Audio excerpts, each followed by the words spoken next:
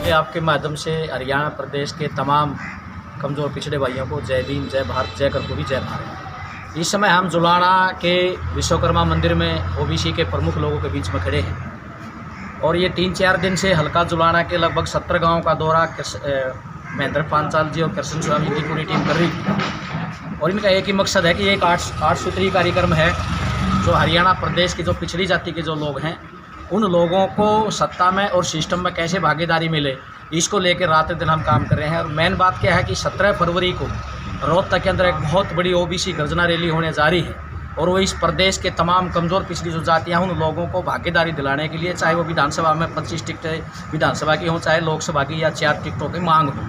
तो इस तरह से हम सिस्टम में पूरी भागीदारी चाहते हैं। लेकिन आपके माध्यम से हम खास करके हरियाणा के मुख्यमंत्री मनोहर लाल खट्टर जी और उसकी बिरादरी को एक ही बात कहना चाहते हैं कि भारतीय जनता पार्टी में जो प्रमुख कौम है उसकी गांव में संख्या नहीं है। अगर उसने गांव में संख्या अपनी ताकतवर बनानी है तो कमज़ोर पिछड़ी जातियों को भारतीय जनता पार्टी ने प्रमुख चेहरे के रूप में आगे बढ़ा करके मजबूती देनी चाहिए, वरना आने वाले समय में कांग्रेस और भाजपा दोनों के लिए ये समाज दूरी बना लेगा और अधिकार नहीं मिले तो आने वाले चुनाव में ये कोई भी रास्ता बनाएगा। इसी के लिए आज हम यहाँ पहुँचे।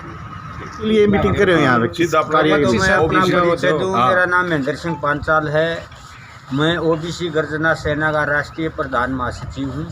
आज हम इसलिए इकट्ठे हुए हैं, हमारा मुद्दा जाति आधारित जनगणना। जब इस देश में पेड़ की, पौधे की, पशु की, पक्षी की, जड़ों तक की गिनती होती है तो ओबीसी के लोगों की गिनती क्यों नहीं होती? ये अंग्रेज़ के ज़माने में 1931 में हुई थी और 1931 के बाद कभी भी जाति आधारित जनगणना नहीं हुई।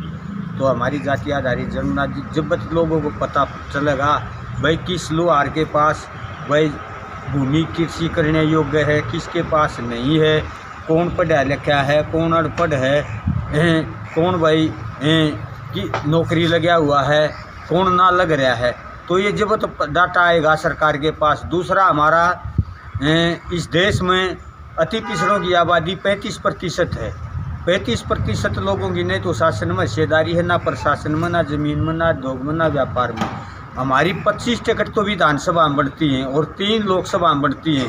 हिसार, करनाल और रोहतक 3 हमारे को लोकसभा की टिकट जो भी पार्टी देगी और 25 विधानसभा की देगी, हम उस पार्टी का खुला समर्थन करेंगे, चाहे हमारे को बीजेपी दे चाहे कांग्रेस की। और तीसरा मुद्दा हमारा क्रीमी-लेयर, जो 2016 के आधार पर क्रीमी-लेयर लागू किया जाए। जब सुप्रीम कोर्ट का फैसला 8 लाख का है और केंद्र सरकार का फैसला 8 लाख का है तो हरियाणा सरकार 6 लाख क्यों कर रही है? ये हमारे बच्चों की पीठ में छुरा घोंपने का काम कर रहा है ये हरियाणा प्रदेश का मुख्यमंत्री। और हम बार बार इसको चेतावनी दे चुके हैं, लेकिन लोकसभा चुनाव और विधानसभा चुनाव आने लग रहे हैं। इस भारतीय जनता पार्टी का जो असर 2014 में कांग्रेस का हुआ था उससे भी बुरा हरियाणा प्रदेश में होगा। पहले तो मैं कृष्ण स्वामी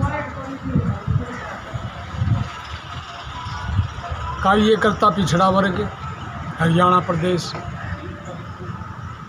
में हम इसलिए आए हैं जी कि 17 फरवरी की मतलब कर्पूरी ठाकुर जी पूर्व मुख्यमंत्री बिहार के जो थे उनकी पुण्यतिथि है। हम उसको मना रहे हैं और उसके लिए हम हरियाणा के हर गांव में जाएंगे, हर घर घर में भी जाएंगे। और आप लोगों से भी हमारी यही विनती है कि आप इसमें, जैसे आज हम जुलाना आगे तो रोज़ तो जुलाने नहीं आ जाएगा। आप जुलाने वाले लोग, ये 72 गांव है हल्का जुलाना में, आप उनमें ज़रूर इसकी पैरवी करें।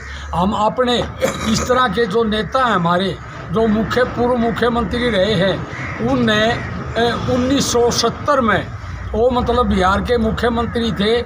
इसे आरक्षण का पिछड़े वर्गों के हकों की आवाज़ किसी ने नहीं उठाई थी, कर्पूरी ठाकुर जी ने उठाई थी। उन्होंने ये कहा था इंदिरा गांधी को कि जी इनको इनके अधिकार दो, तो उनने एजिटेशन कराया जब मुख्यमंत्री होते हुए धरना दिया हुआ। उसके बाद कालेर काकर की वह कमेटी बिठाई, कर्पूरी ठाकुर जी के कहने से कमेटी बिठाई। उस कमेटी ने रिपोर्ट दी और कांग्रेस ने भीतर रोक दी, पीपी सिंह नारायण के बाद लागू कर दी। तो हमारे को बीजेपी हो चाहे कांग्रेस हो, इस पिछड़े वर्ग को कोई किसी पार्टी 1% भी अहमियत नहीं मानती लोगों की। हम अपनी अहमियत को आगे ले आने के लिए, अहमियत हमारी है भी क्यों कि अगर अति पिछड़ा वर्ग भी इस देश